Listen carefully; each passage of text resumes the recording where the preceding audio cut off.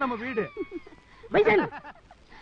என்னது பார்த்தா தெரியல, இந்த பொண்ணை நான் கல்யாணம் பண்ணிட்டேன்.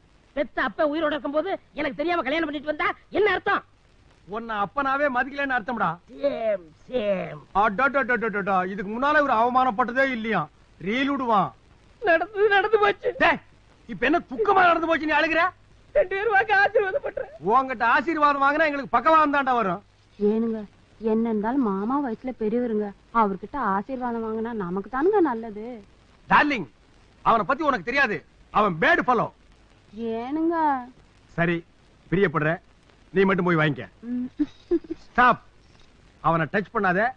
2 அடி கேப்லயே கால்ல விடு. மாமா ஆசீர்வாதம் பண்ணுங்க. ஐயோ மாமா,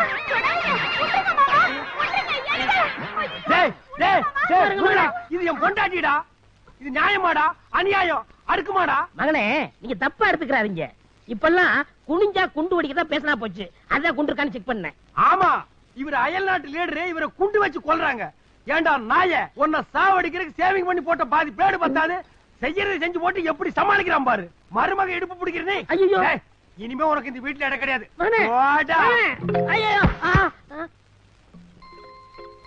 என்னங்க எழுந்திரீங்க. மங்களம், வந்துட்டியா? மங்களம்